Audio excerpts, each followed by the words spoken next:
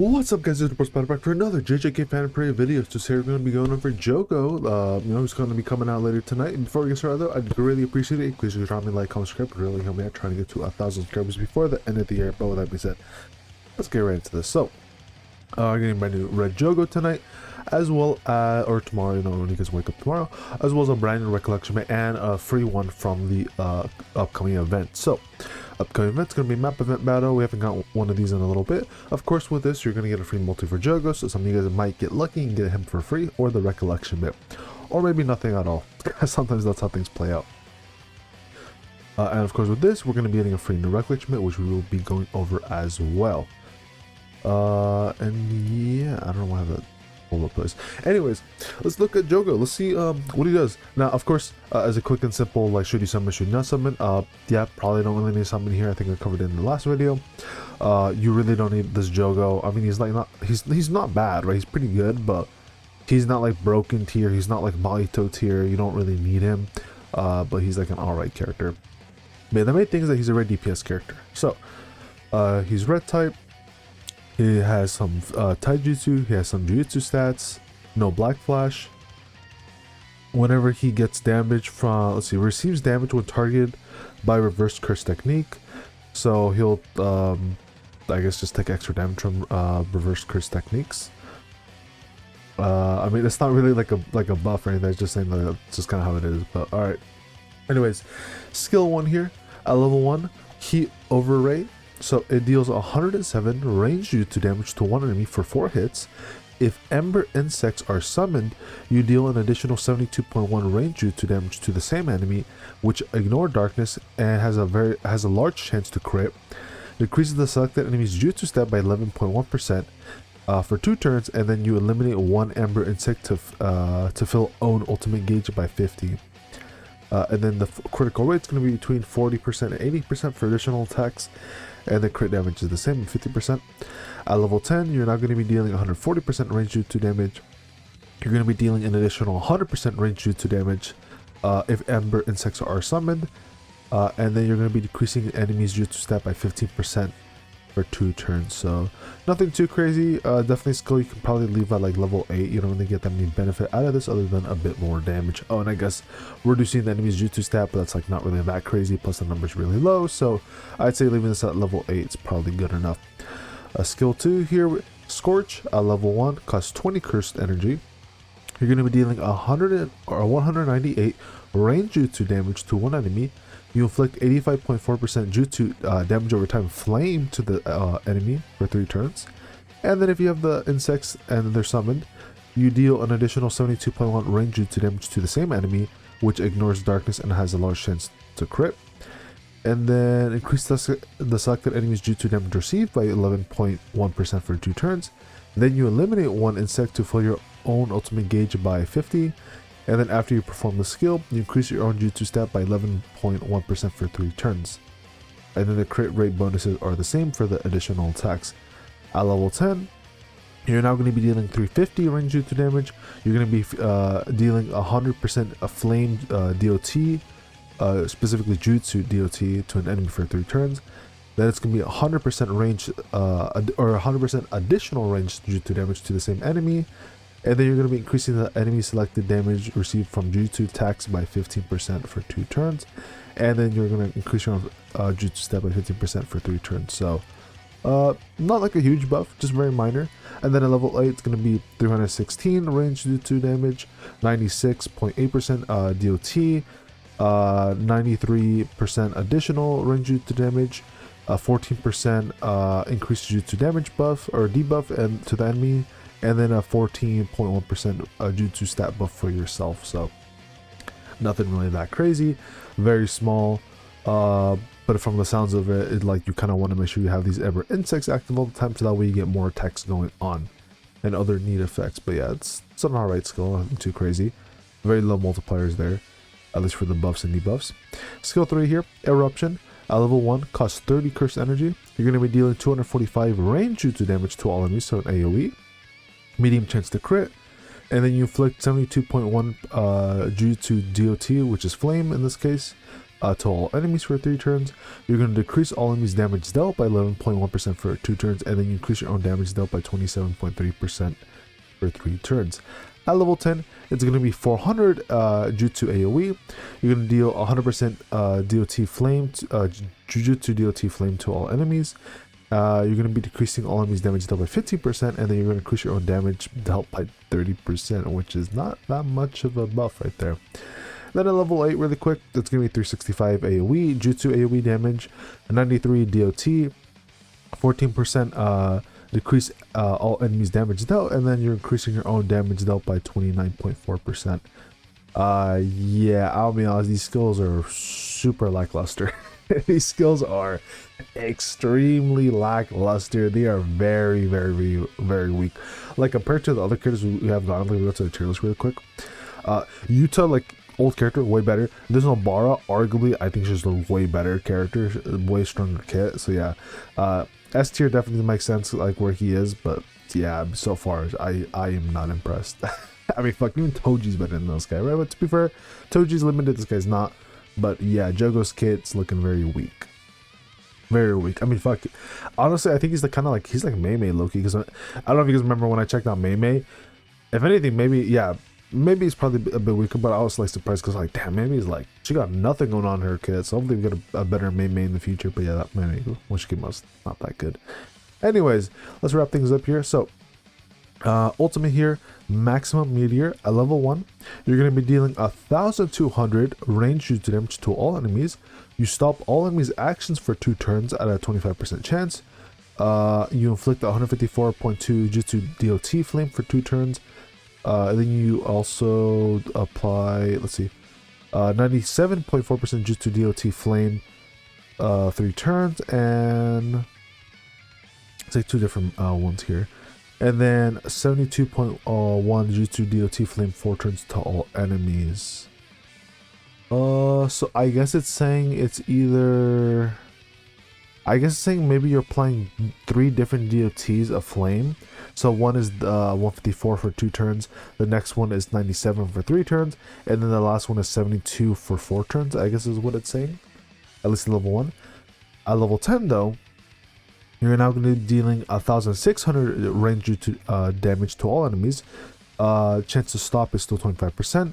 And then it's going to be 200 jutsu DOT for 2 turns, 150 for 3 turns, and then 100% for 4 turns. So I guess you apply 3 different variations of it, where the biggest, strongest one's only for 2 turns, the medium one is for 3, and then the weakest one is for 4 turns, but still pretty good at level 10. At level 7, really quickly as well, you're going to be dealing 1466 jutsu AoE damage to all enemies. You're going to be inflicting 184 for 2 turns, 132 for 3 turns, and 90% for 4 turns of DOT flame specifically to all enemies. Honestly, not too bad. Not too bad for an ultimate. I just wish the rest of his kit was a little bit better, because the rest of his kit kind of blows. But besides that, not half bad for at least the ultimate. At least the ultimate's kind of good. And then let's take a look at his combo ultimate here. So he deals 256 range jutsu damage to all enemies, and then his and the allies' Jujutsu stat gets increased by 30% for 2 turns. When you have the hidden potential stage 2 unlocked, you recover his and the allies' curse energy by 10. Nothing too crazy, but it's kind of decent. And the Jujutsu stat now gets increased from 30 to 50, so an extra 15%. So honestly, not half bad. Kind of decent. Now, auto skills here, we have quite a couple. So we have Curse Spirit's Pride. At the start of battle, you grant Curse Energy Recovery Special 3 times. So if own Curse Energy is below 20, and Curse Energy Recovery Special is applied at the start of the turn, which we will have, you recover own Curse Energy by 10, and you consume 1 Curse Energy Recovery Special. So he's only going to have 3 of these. So the first turn, this will probably be used up, and then you'll have 2 more chances to get this again.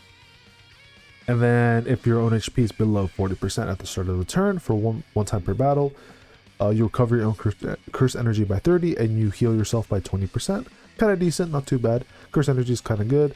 HP recovery could be a little bit more, but 20% isn't too bad, especially for it being 40%. Ember Insect here. So at the start of battle, you summon 2 insects, increases own jutsu stat Ember Insect by 14% for 4 turns. So I think it's just saying that the insects get a 15% Jujutsu buff, I guess. Is what that's saying. And then at the start of the turn, if there's only one Ember Insect and Jutsu stat Ember Insect, was that different or? Oh, okay. So let's see. If there's only one Ember Insect and Jutsu stat Ember Insect is not applied at the start of turn, summon Ember Insect up to 2. Okay, so basically it's just saying when you summon the insects, they're gonna have this buff here for 4 turns, and then it's just saying that if you only have one of these suckers and then the 4 turns pass by and then they no longer have their Jujutsu stat buff, then you'll summon an additional one to basically restock that, basically to get back up to 2. And then you increase Jujutsu stat Ember Insect with 15%, so that's still the same. And then Ember Insects are destroyed when receiving damage equal to 50% of the character's maximum HP. Okay, so they don't really attack from what it looks like from here. It just, so it looks like this is basically just saying this auto skill here is to summon them. They get the Jujutsu buff, and then they'll be able to be resummoned every turn, whenever the conditions here are met. And then they're gonna basically adjust these other things here. So basically they'll do this damage here. This is basically what they're saying for this damage whenever we do these skills, whenever they're activated, which will basically be like every turn. Alrighty, and the last skill here, or the last passive here, we got critical hit enhancement. So when performing critical hit, increase uncritical hit chance by 10% for 3 turns. Critical hit count +1, multiple hits with a single skill count as 1. And then if uncritical hit count is 3 or more at the start of the turn, you grant additional action state for 2 turns. So grants cursed energy consumption efficiency special for 2 turns. You decrease your own damage dealt special by 40% for 2 turns, cannot be removed. And then you decrease your own ultimate gauge charge rate by special by 30% for 2 turns as well, cannot be removed. Removes all critical hit counts. Each effect overwrites the previous one.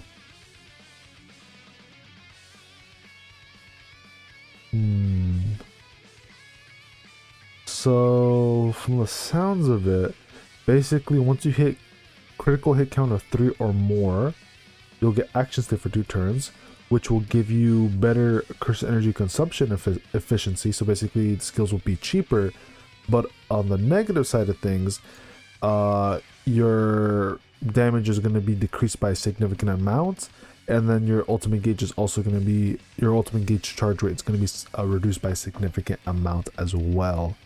So that's a bit of a downside with that. Skills will be cheaper, but your damage output's going to be a lot lower, so that kind of sucks.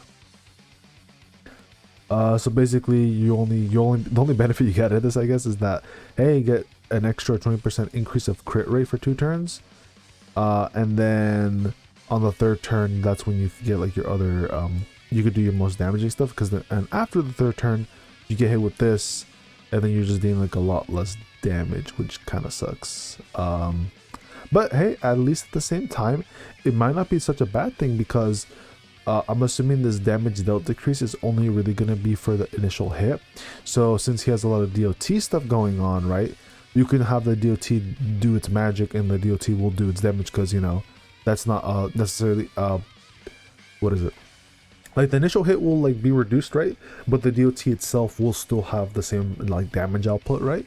So at least that's one benefit. And then since he has better skill efficiency or for cursed energy, so these are going to be cheaper, then he'll be able to like apply more DOTs pretty easily, right? Like he'll be able to spam skill 3 or skill 2 a little bit easier because of that. So that is one benefit. It's just that this initial damage here from like like a level 10 400 is going to be maybe like 300 or something, right? Or like just basically it's just gonna be weaker, but the DOT will still be like 100% or whatever level you have it at, so that's still pretty good. But yeah, overall, not really impressed. Just kind of like an okay character. Definitely I wouldn't recommend a summon for this guy unless you like him, but I don't really see any benefits to having this guy, in my opinion, or going out of your way for him, especially with all the other characters we have yet to get and that we will be getting very soon. But yeah, on the tier list, I think S is fine. Definitely a bit better than Mei, just because he has a little bit more stuff, but like not really that great either.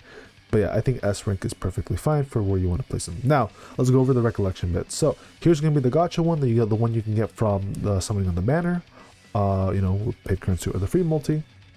Let's take a look at what it does. So it has mixed stats here. So whenever you do anything, a skill or ultimate, you increase all allies' ultimate skill gauge charging rate by 20% for 3 turns at a 7-turn cooldown with 1 dupe. At the start of the turn, if your cursed energy is 20 or less, you recover 10 of your cursed energy only 2 times per battle. And then at 3 dupes, it's now going to be a 25% charge rate for all allies for 3 turns. I guess this isn't too bad, because let me check something. You know, I said it wasn't too bad, and I mean, like, technically it's not that bad, but like, it's basically just like a weaker version of this one, which this is a really good recollection bit if you're trying to like build your ultimates really quickly.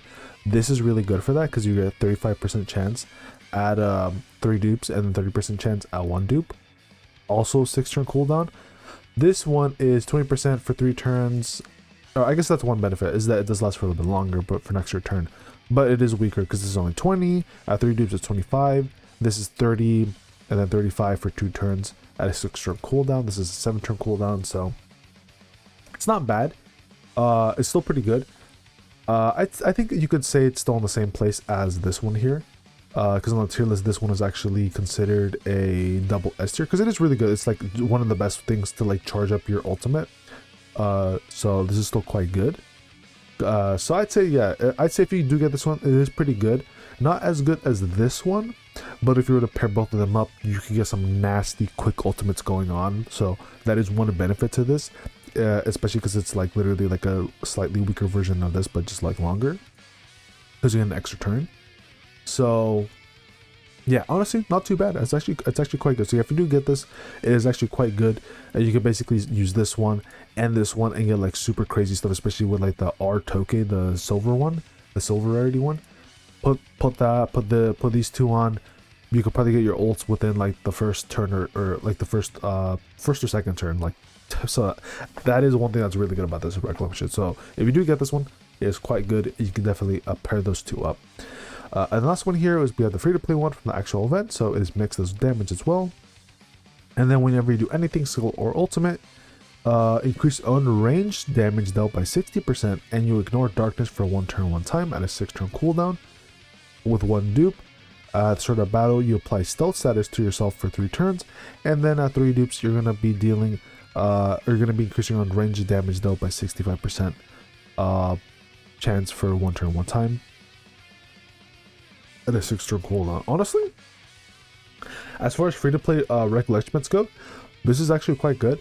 Now the downside is that it is 65% and that it is ranged, but for the most part, if you don't have that many other good recollection bits, this could be really good for you. Just make sure that whoever you put this on, that they more, because you're gonna probably only use this on the ultimate, make sure that at least the ultimate is a ranged ultimate, so that way you can actually get this damage buff if you need something like that. And this stealth can be kind of good too.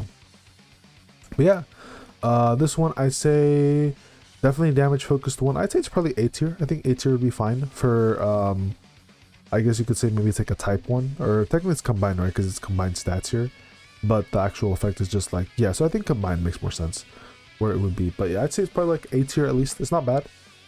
Maybe B tier a little bit because it is not like super duper high, but I mean, it's not bad as a free play option if you do need it. And yeah, that pretty much wrap things up. So with that being said, good luck with your guys' summons. If you guys are planning to summon for Jogo, or if you're, you know, just using the free to play one, I'm just gonna do the free multi. Hopefully, you know, we all get the recollection mix, because that's the actual best thing on the banner other than Jogo, which Jogo, I mean, it's kind of whatever. And yeah, you know, have fun with the grinding the event, I guess. I'll probably see you guys in about 2 weeks for JJK content, because next week we're just going to be getting an update to the domain investigation thingy or whatever, the thing that resets like the thing that it's like 3 cap limit, and it refills every like the next day basically, and you can get like skill materials and a bunch of other random goodies at a % chance. So that'll be coming out next week. No new banners though, other than this one. And then in 2 weeks from now we should be getting JJKPpp, so I'll let you guys know about that, and I'll be making a video for him as well as the Shuri summon for Kusakabe. Definitely way better character than this guy. For sure. Way better than this guy over here. You know, way better. Anyways, with that being said, I'm gonna catch y'all later. Peace and take care, everybody.